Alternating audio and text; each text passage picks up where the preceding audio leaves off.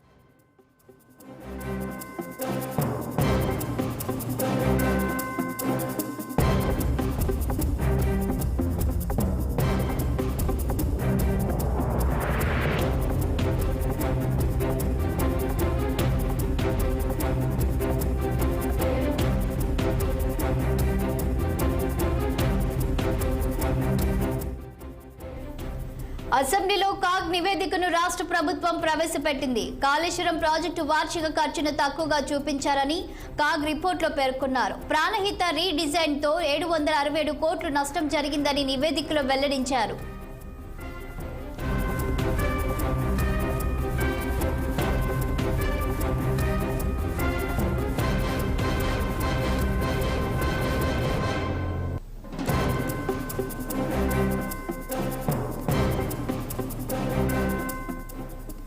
అసెంబ్లీలో కాగ్ నివేదికను రాష్ట్ర ప్రభుత్వం ప్రవేశపెట్టింది. కాళేశ్వరం ప్రాజెక్టు వార్షిక ఖర్చును తక్కువగా చూపించారని కాగ్ రిపోర్టులో పేర్కొన్నారు.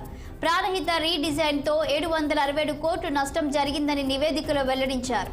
దీనిపై మరింత సమాచారం మా ప్రతినిధి శ్రీనివాస్ అందిస్తారు. శ్రీనివాస్, చెప్పండి. ఇక ఈ రోజైతే అసెంబ్లీలో కాగ్ నివేదికను కాంగ్రెస్ ప్రభుత్వం అయితే ప్రవేశపెట్టింది. దీనికి సంబంధించిన పూర్తి డీటెయిల్స్ ఏంటి? Thank you Shalini.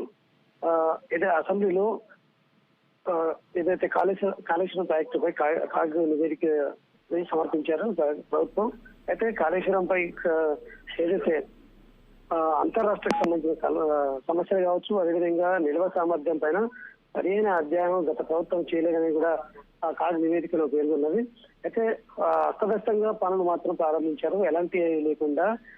అయితే ఏదైతే ముంపు ప్రాంతాలను, అయితే మహారాష్ట్ర కావచ్చు, ఏదైనా ముంపు ప్రాంతాలను సరైన ప్రాంతాలను అంటే గుర్తించకుండా ఏదైతే ప్రాజెక్టు పనులకు మొదలు పెట్టారని కూడా కాగ్ నివేదికలో చూపించింది. ప్రాజెక్టు వ్యయానికి సంబంధించి మొత్తం అంటే 122% పెరిగిందని చెప్పేసి కూడా ఆ నివేదికలో పేర్కొన్నది. మరొక వైపు పనులు మాత్రం 50%, అంటే ఆయకట్టు దానికి సంబంధించిన ఆయకట్టు మాత్రం 52% మాత్రమే పెరిగిందన్నారు. అదేవిధంగా కాళేశ్వరం ప్రాజెక్టు, ఏదైతే కాళేశ్వరం ప్రాజెక్టుకి సంబంధించి మొత్తం ఏదైతే కట్టిన దానికి సంబంధించి 1,47 కోట్ల 427 వ్యయం పెరిగిందని కూడా పేర్కొంది. అదేవిధంగా ప్రాణహిత ప్రాజెక్టుకి సంబంధించి డిపిఆర్ లేకుండా పనులు మార్పులు చేశారు. అదేవిధంగా పనులు అంటే అది దానికి సంబంధించి 767 కోట్ల నష్టం జరిగిందని కూడా ఆ నివేదికలో పేర్కొన్నది. అదేవిధంగా ఇంజనీరింగ్ రీ ఇంజనీరింగ్ పనులకు కూడా మళ్ళీ అదే సంస్థకి చెప్పారని కూడా నివేదికలో పేర్కొంది. అదే డిపిఆర్ తర్వాత కూడా ప్రాజెక్టు పనుల్లో మార్పులు చేశారు. తర్వాత 2 టీఎంసీ ఎత్తిపోతలు ప్రతిపాదించిన అవసరం లేకున్నా 3 టీఎంసీలకు ప్రతిపాదనలు పెంచారని కూడా పేర్కొన్నది. దీంతో 25,120 కోట్ల అదనపు వ్యయం ప్రాజెక్టు మీద పడిందని చెప్పేసి కూడా చెప్పారు.